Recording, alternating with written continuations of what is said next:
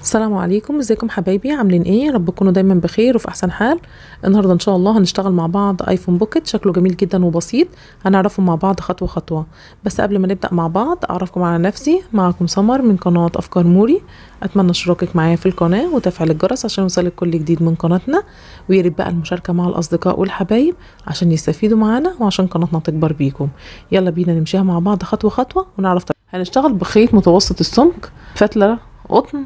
السلاسل بتاعتي هشتغلها بإبرة مقاس رقم 4، وبالنسبة للشغل بتاعي هيكون مقاس 3.5. يعني هنبدأ أول حاجة مع بعض عقدة البداية، وهنبدأ نطلع عدد من السلاسل: 1 2 3 4 5 6 7 8 9 10. هكمل السلاسل بتاعتي دي لغاية 140 غرزة سلسلة. يعني احنا تمام بكده معانا 140 غرزة سلسلة، هناخد عليهم غرزة سلسلة زيادة واحدة كمان. بعد كده هبدأ بقى الإبرة مقاس 4 دي، خلاص أنا عملت بيها السلاسل، هغيرها وهبدأ دلوقتي بقى أتعامل بمقاس الإبرة مقاس 3.5.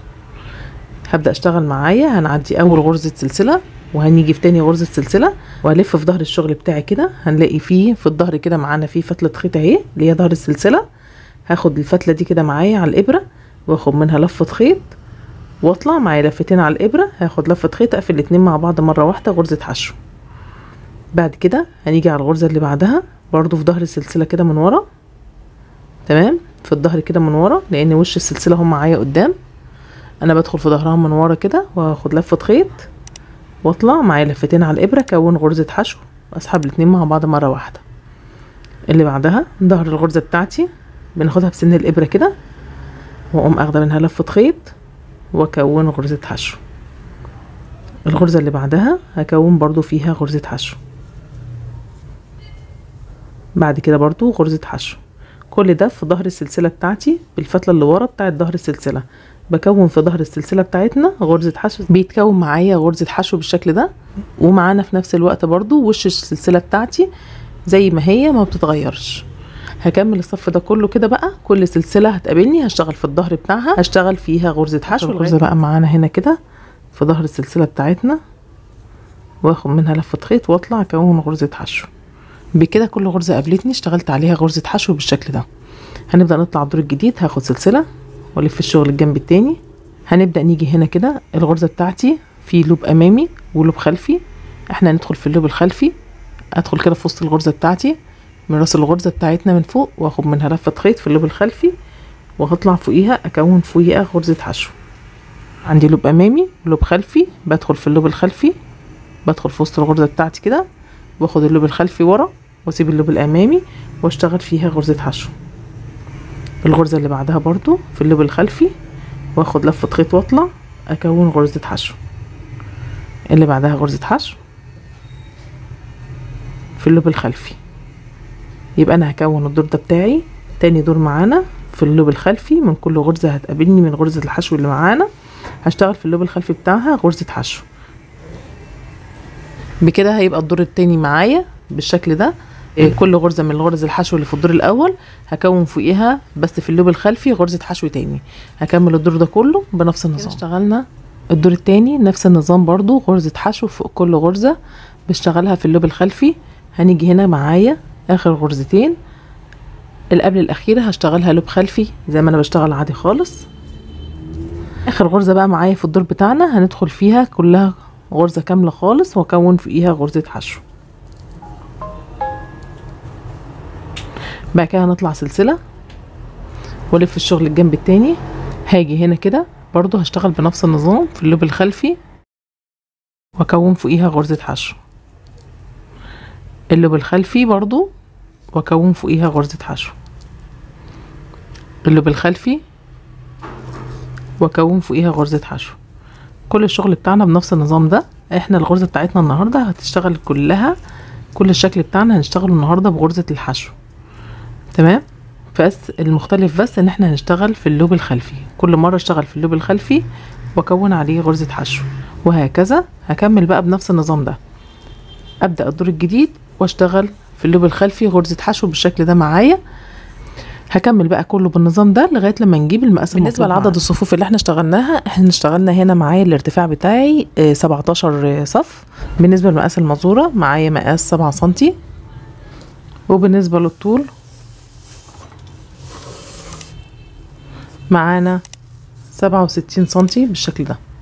هاجي كده هنا بالمازوره هنيجي عند مقاس 15 سنتي، يعني هنقيس كده من اول الشغل بتاعنا لغايه حوالي 15 سنتي هنا كده، ونعلم بالماركر بتاعنا الجنب ده كده. والجنب التاني هقيس معايا 4.5،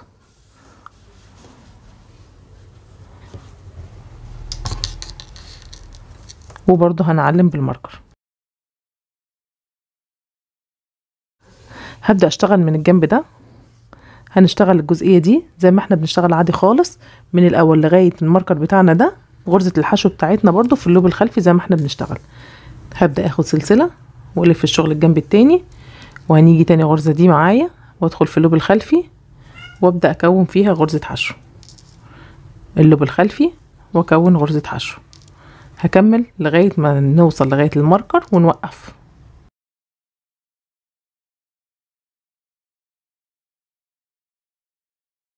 اخر غرزة معايا اهي اللي احنا معلمينها بالماركر بتاعنا بالشكل ده معايا بالشكل ده. الجزء ده اللي انا اشتغلته هبدأ اطلع ب98 غرزة سلسلة.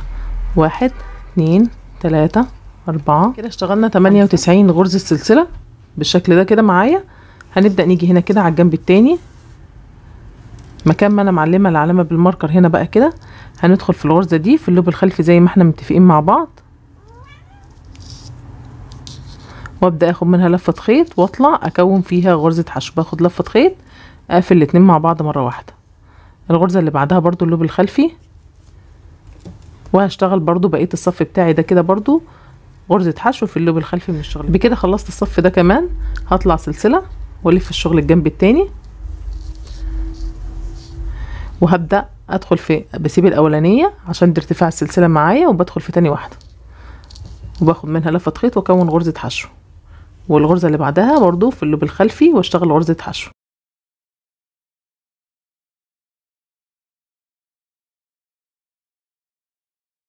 خلاص وصلت عند السلسلة. لفها كده من الظهر، هنبص نلاقي فيه فتلة في ظهرها هنا. الفتلة دي اللي انا هشتغل عليها. ندخل في ظهر السلسلة واخد منها لفة خيط واكون عليها غرزة حشو. ظهر السلسلة اللي بعدها واكون برضو عليها غرزة حشو. زي ما اشتغلت اول دور هنا كده معايا كان في ظهر السلسلة بتاعتي، برضو هشتغل فوق هنا كده في السلاسل دي في ظهر كل سلسلة هشتغل غرزة حشو. بالشكل ده كده اشتغلنا في ظهر كل سلسلة غرزة حشو زي ما احنا اتفقنا. هنيجي هنا كده خلاص اشتغلت على اخر سلسلة. هبدأ اجي في الشغل بتاعي الغرز بتاعتي اللي احنا مكونينها دي، وبرضو هبدأ اشتغل في اللوب الخلفي. ادخل في اللوب الخلفي ليها واخد منها لفة خيط واكون غرزة حشو. هكملها لغاية نهاية اللوب الخلفي، وهاجي عند اخر غرزة معايا بتبقى غرزة حشو عادية خالص. بعد كده هنطلع سلسلة ونلف الشغل الجنب التاني، ندخل برضو في اللوب الخلفي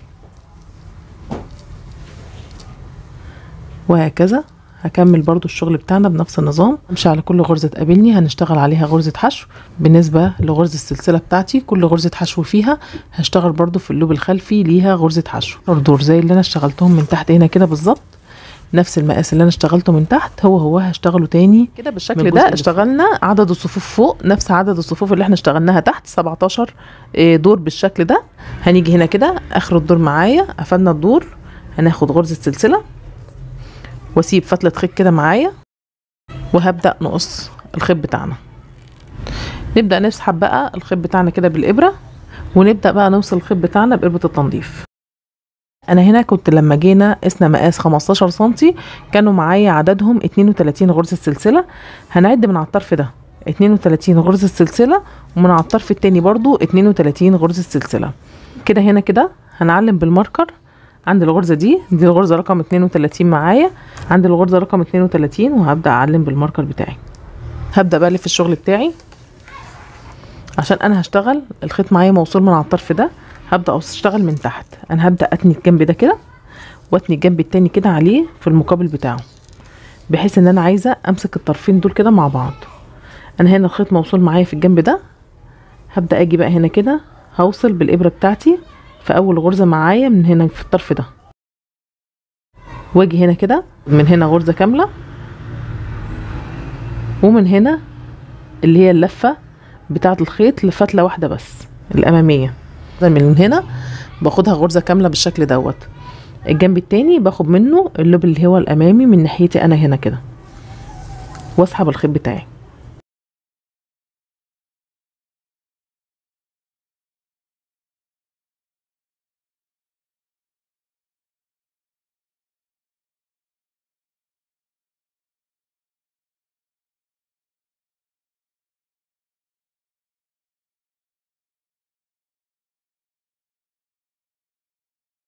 احنا كده هنا كده وصلنا الجنبين دول كده مع بعض بالشكل ده. هاجي بقى من تحت هنا كده وهبدأ برضو اوصل الخيط بتاعي بإبرة التنظيف.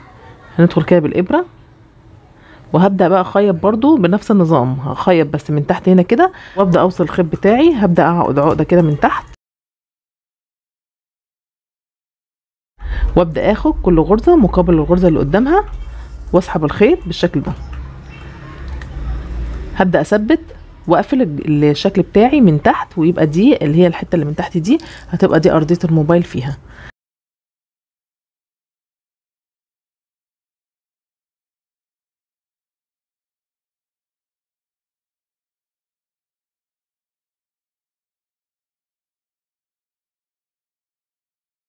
زي ما وصلنا الجنب ده بقى كده، احنا كده قفلنا الجنب ده خلاص كده من فوق من الجنب هنا كده ومن تحت تمام. هبدأ برضو الجنب التاني كده معايا اللي هو الجنب الصغير ده، عملنا برضو نفس الحكاية. عديت عدد الغرز هنا، كنا احنا اخدين المقاس 4.5 سنتي، عدينا عدد الغرز 10 غرز، عديت من الجنب ده 10 ومن الجنب التاني 10، بحيث لما انا اجي امسك الطرفين كده مع بعض ابقى عارفة بداية الشغل من نهايته فين. هبدأ نفس الحكاية برضو.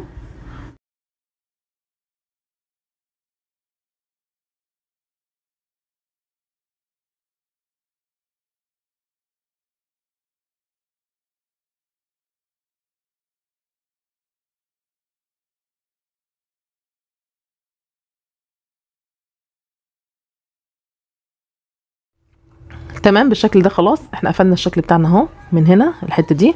هبدا برضو نفس الحكايه، اتني كده بالنص، الفتحتين بيبقوا على بعض هنا، وهبدا اقفل الطرفين مع بعض.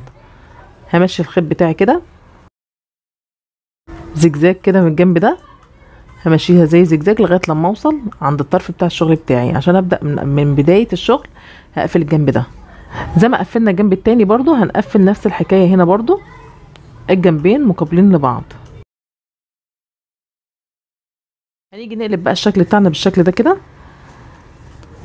دي الجزئيه اللي هي فوق كده هتبقى ده شكلها، ونعدل بقيه الجنب التاني برضو. ده الشكل بتاعنا بعد ما قلبناه على الوش خلاص بالشكل ده. وده الجنب اللي احنا كنا واصلين منه، دي الحته الصغيره اللي فوق، ده المكان اللي هيتحط بقى فيه الموبايل معانا.